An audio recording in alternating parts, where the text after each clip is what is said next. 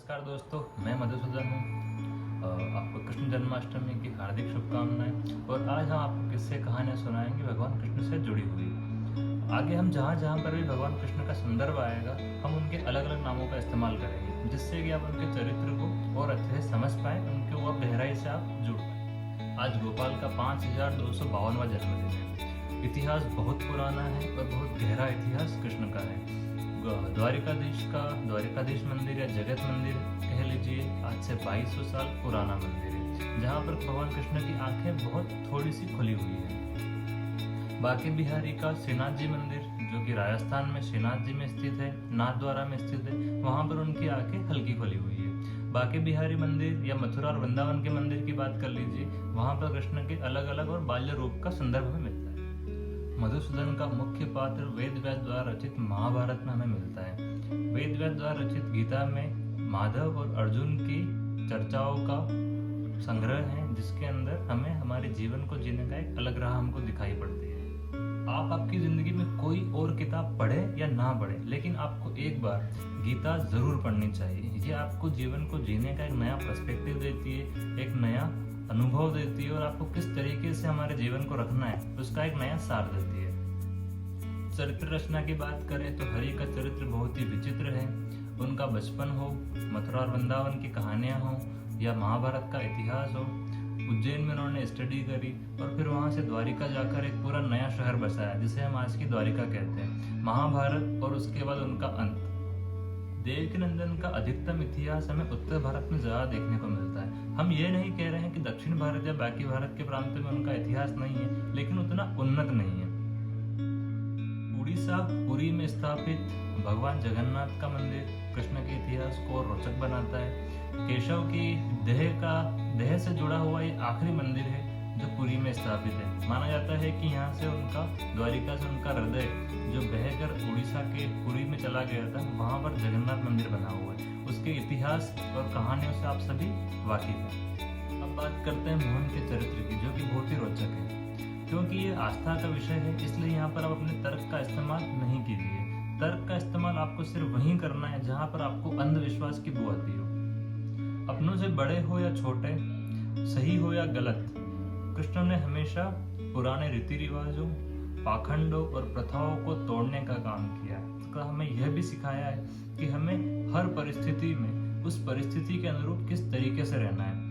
प्रथाओं की अगर बात करें तो श्री रुक्मणी जी से प्रेम विवाह या भीष्म पितामह की एक प्रतिज्ञा जिसको उन्होंने तोड़वाया था, ये सारी कहानियां हमें ये सब सिखाती है कि किस तरीके से कृष्ण ने पुरानी प्रथाओं और रीति रिवाजों को तोड़ा।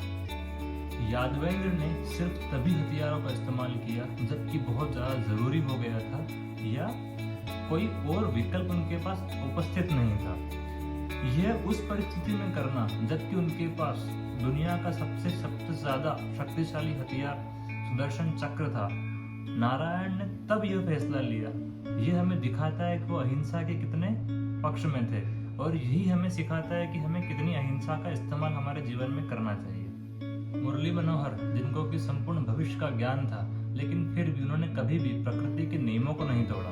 आप देखेंगे कि किस तरह से राधा का उनका वियोग हुआ, उनकी सबसे खास मित्र सखी पांचाली का चिरहरण हुआ, अभिमन्यु का वध हुआ जो उन्हें सबसे प्रिय था, फिर भी उन्होंने कभी भी प्रकृति के नियमों को नहीं तोड़ा। उन्होंने हमेशा अपने साथ वालों को सहयोग दिया, उनके साथ खड़े रहे, लेकिन प्रकृति के नियमों को नहीं तोड़ा। आप देखते हैं हम किस तरीके से आज प्रकृति के नियमों को तोड़ रहे हैं, उन्हें तोड़ मरोड़ कर अपनी जिंदगी को आसान करने के लिए इस्तेमाल कर रहे हैं। खुद भगवान ने भी प्रकृति के नियमों के साथ कभी भी छेड़छाड़। जानकी नंदन ने हमें मित्रता सिखाई, प्रेम सिखाया, धर्म सिखाया, साथ सिखाया, और वो सारे जीवन के गुण सिखाए जो एक आम इंसान को जीने के लिए चाहिए। अब हम बात करते हैं उनके सबसे खास चरित्र की, वो है ब्रिजमोहन की मुस्कान। जन्म हुआ जेल में, माता पिता से बिछड़े, यमुना की बाढ़ में बह के गए, लेकिन हंसते मुस्कुराते नंदा। माता पिता खूब परेशान रहे उनके, लेकिन गिरधर ने खूब उधम मचाया। गोकुल में गोपियों को सताया, राधा जी से प्रेम किया, उनसे वियोग हुआ, पर फिर भी बांके बिहारी खुश। रुक्मणी जी से प्रेम किया, प्रियतमा से वियोग का अपने किस्मत में फैसला आया, उनसे वो दूर रहे, लेकिन हरि फिर भी खुश। सखी माना पांचाली को, मित्र माना सुदामा को और साथ दिया पांडवों का। लेकिन सबके हिस्से दुख, लेकिन मनोहर सबके साथ खुश। महाभारत नहीं की थी तो पांडव परेशान, मुकुंद खुश। महाभारत की वो लाखों हत्याओं का भार उनके सर पर आया, अपमान उनके हिस्से आया, लेकिन मुकुंद फिर भी खुश। सारथी गोविंद फिर भी खुश। रणछोड़ बने, छलिया कहलाए, लेकिन फिर भी खुश। हर परिस्थिति में वो खुश। और ये हमें बताता है कि हर परिस्थिति में खुश रहना कितना जरूरी है। तमाम दुखों का सामना किया, लेकिन वो खुश रहे। और इस खुशी की वजह से हम आज उनका 5252वां जन्मदिन मना रहे हैं। और अंत में बांसुरी बजाते बजाते जो उनका पसंदीदा काम था, शौक कह लीजिए, एक तीर आता है, वो बांसुरी बजा रहे होते हैं, तीर आके उनके पैर में लगता है और वो उस दुनिया का त्याग कर देते हैं, चले जाते हैं यहाँ से। इस तरह की पकड़ अपने जीवन के ऊपर, यह उन्हें हमें बताती है कि भगवान किस तरह के होते हैं, क्या उनकी परिस्थितियाँ थी, कितना वियोग, कितना दुख उनके जीवन में आया, लेकिन फिर भी उन्होंने खुश रहना चुना, परिस्थितियों के अनुरूप फैसले लेना चुना, अपने चरित्र को उस रूप में ढाला कि कभी भी कोई लांछन भी अगर उनके ऊपर लगा तो उन्होंने उसे हंसते हुए, मुस्कुराते हुए खुश रहना पसंद करा। ये कुछ संदर्भ और कहानियां हमने आपको भगवान कृष्ण से जुड़ी हुई, उनके जीवन से जुड़ी आपको सुनाई और बताई। उम्मीद करते हैं आपको ये वीडियो पसंद